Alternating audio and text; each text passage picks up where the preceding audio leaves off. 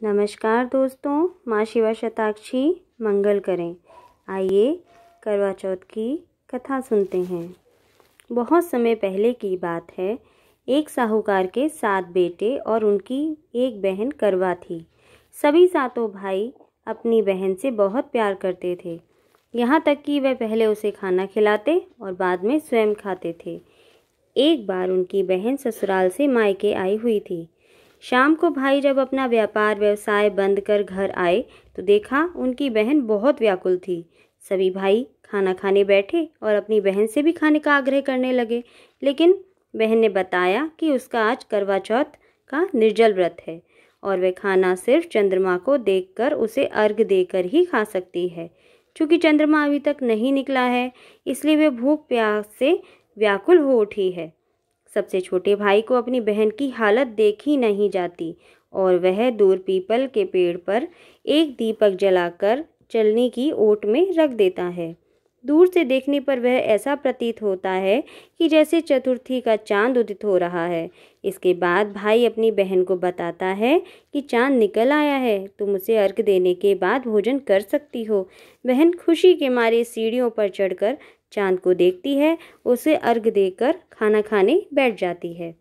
वह पहला टुकड़ा मुंह में डालती है तो उसे छींक आ जाती है, दूसरा टुकड़ा डालती है तो उसमें बाल निकल आता है और जैसे ही तीसरा टुकड़ा मुंह में डालने की कोशिश करती है तो उसके पति की मृत्यु का समाचार उसे मिलता है। वह बौखला जाती है। उसकी भाभी उसे सच्चाई से अवगत कराती है कि उसके साथ ऐसा क्यों हुआ। करवा चौथ का व्रत गलत तरीके से टूटने के कारण देवता उससे नाराज हो गए हैं और उन्होंने ऐसा किया है। सच्चाई जानने के बाद करवा निश्चय करती है कि वह अपने पति का अंतिम संस्कार नहीं होने देगी और अपने सतीत्व से उन्हें पुनर्जीवन दिलाकर रहेगी। वह पूरे 1 साल तक अपने पति के शव के पास बैठी रहती है, उसकी देखभाल करती है। उसके ऊपर उगने वाले सुईनुमा घास को वह एकत्रित करती जाती है। 1 साल बाद फिर करवा चौथ का दिन आता है। उसकी सभी भाभियाँ करवा चौथ का व्रत रखती हैं।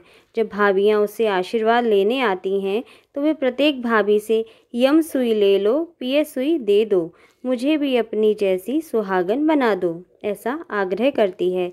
लेकिन हर भाभी उसे अगली भाभी से आग्रह करने का कहकर चली जाती है।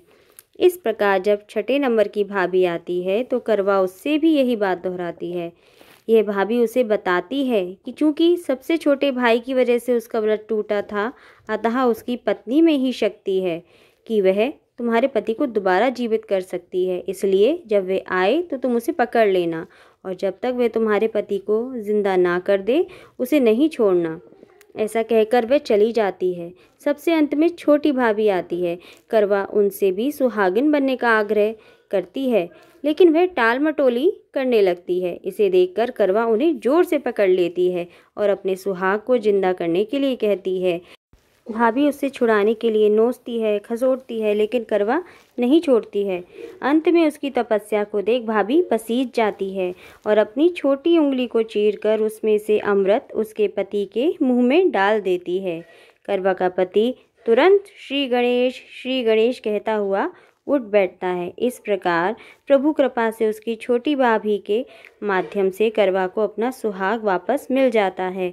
हे श्री गणेश माँ गौरी, जिस प्रकार करवा को चिर सुहागन का वरदान आपसे मिला है, वैसा ही सब सुहागनों को मिले।